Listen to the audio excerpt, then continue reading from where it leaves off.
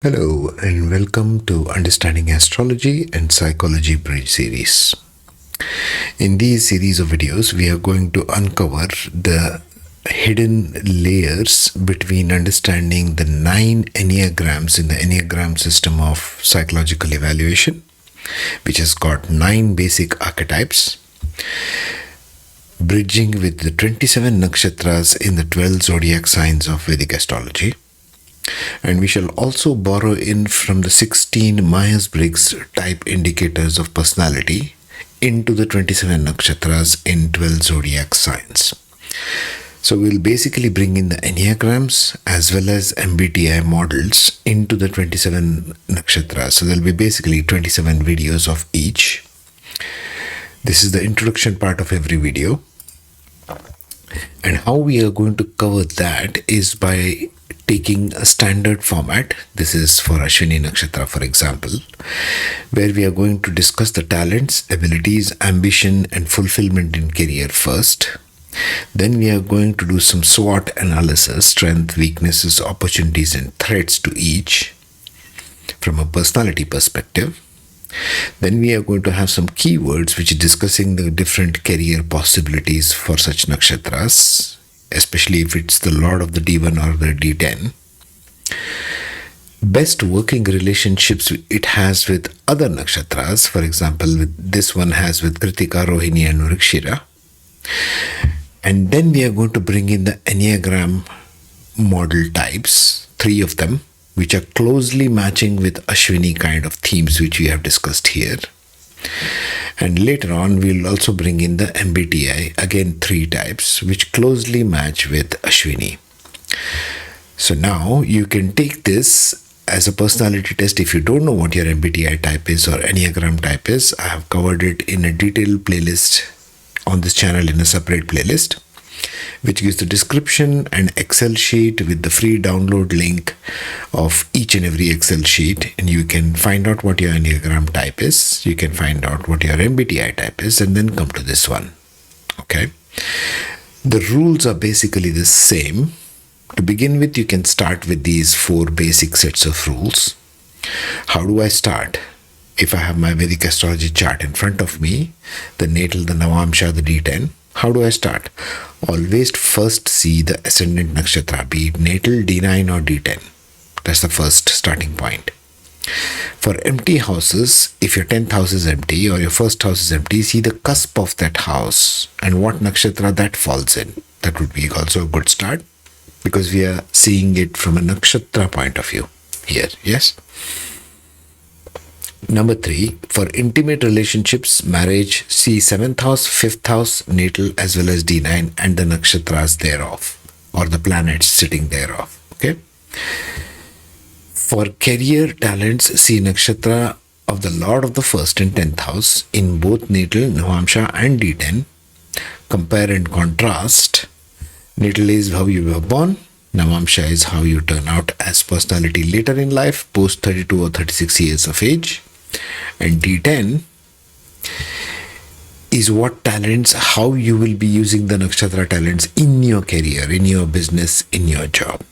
Right? So this being the basic set of rules and introduction, let's get started. So the 20th nakshatra of Purva Ashada, which falls in the heart of Sagittarius. What is the heart of Sagittarius sign? Number 9. That's Purva Ashada. It is the graduation of Venus. It's a Venus ruled nakshatra. We started from Bharani, moving on to Purva Phalguni, and now culminating or graduating in Purva Ashada. Bharani was almost the beginnings where it learns to draw boundaries. Purva Phalguni is it was going bed hopping, having many relationships and learning from them. But in Purva Ashada, it graduates because there is the energy of Jupiter there involved. So Venus graduates here to wisdom, to devotion. Devotional wisdom is Purva Ashada. So Purva Ashada means bringing some sense from past life. So these people usually have, if there are planets and points in Purva Ashada, they have dreams of some kind of a saint or some kind of a guru or god or goddess or devi. In their dreams they come. Typically, if it's Mars, it will be maybe male kind of figures. If it is Venus, it may be goddess kind of figures. If it is Ketu, it may be the guru figures, the human beings, the avatars. That kind of a thing. That's the curious thing about this nakshatra, because they bring that from past life as a remembrance through their dream time. What was the life lesson of Purva Ashada? Because of the devotional factor there, their idea or their ideation through this nakshatra becomes victory, finding one's own path in life, taking the unconventional approach. Venus with Jupiter can be an unconventional combination. Strange bedfellows, you might imagine. One is a Daitya Guru and one is a Dev Guru. So it's, slightly different. One is the Guru of the demons, one is Guru of Devas. So you can imagine the combination there. Chasing high ideology, they focus on progress. They have difficult or no relationships at all because it's Venus Nakshatra. All Venus Nakshatras have underlying karma of relationship, one kind or the other. The life lesson of Purva Ashada being emotional enthusiasm is needed to build teams for victory. Ashada means victory. Purva means before victory, you might say. Okay? So it falls within 13 degrees 20 minutes of Sagittarius, going up to 26 degrees 40 minutes of Sagittarius, this particular constellation. Talents include enthusiasm, persuasion, and optimism. Persuasion being the key in Purva Ashada because it's Venus, the persuasive part of Venus, the one who's interested in building teams and getting victorious. So they have a lot of enthusiasm in them, optimism, the positive power of these two planets, Venus and Jupiter. Ambition is to inspire, to persuade, and to achieve victory. Like I said, Ashada means victory. They want to achieve victory. You might say this is the beginning of learning how to achieve victory. It culminates in the next one, Uttara Ashada. But in Purva Ashada, they learn the techniques of how to achieve victory in a team sense, because Venus towards Jupiter is devotion. Devoted to people, you might say. Fulfillment in career comes from motivational speaking, leadership, and sales and marketing as well, because they have to convince people. They are persuasive people. Strengths include optimistic, persuasive, and enthusiastic. Weaknesses, over-enthusiasm, superficiality, and lack of follow-through. Opportunities involve motivational roles, leadership positions in sales and marketing. Threats are risk of over-enthusiasm, conflicts from superficiality, and challenges in follow-through. Same thing from weakness. Keywords for career for Purva Ashada are athletes, sports, coaches, coaching profession. In general, Purva Ashada makes excellent coaches, be it in business, be it sports. Especially if Mars is in Purva Ashada, they make excellent coaches.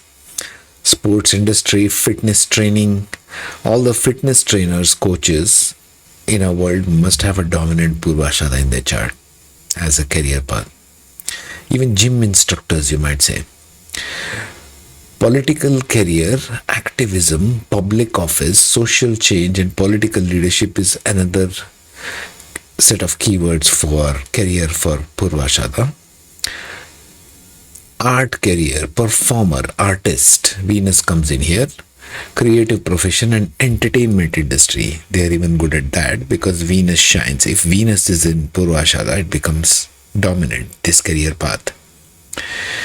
If Jupiter is here, it might become more of an advisor, like a coach. Coach is what? It's basically an advisor. Okay.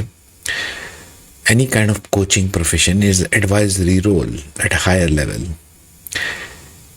If you want activism, public office, you must have to stick Mars in here because Mars is the guy who gets activated and goes for things, so to speak. Now we'll see the Enneagram types. Type 8, Enneagram type 3, Enneagram type 1, and how they match Purva Ashada and what careers they might do. We're kind of trying to shortlist and make a bridge if Purva Ashada is dominant and if you are one of these types of Enneagrams. and MBTI types ENTJ, ESTJ, ESTP. Let us see that. The first Enneagram being Enneagram type 8, the Challenger. Quite common, isn't it, if you've gone through the nakshatras before? Self-confident, decisive, willful, and confrontational. Okay, basic desire is to protect themselves, be in control of their life and destiny. This would make coaches, I think, the challenger, because they love to challenge their team. Purva Ashada is about persuasion and team building. Their underlying theme is to build teams. That's the life lesson here. Motivation is asserting control, resisting weakness, ensuring self-reliance. Hey, what does any coach do? Maybe sports coach, maybe business coach, executive coach, life coach. All coaches essentially provide us these tools, isn't it? Don't go with your weakness, ensure self-reliance, and get on with stuff, get shit done. Moving against people. See, they can be basically in the coaching profession if you're a challenger and a Purva Ashada Nakshatra dominant in your D10 chart, D10th Lord, or D1 chart 10th Lord. Next one on our list is number 3, Enneagram type 3, the Achiever. Key traits are they can be adaptive, excelling, driven, and image conscious.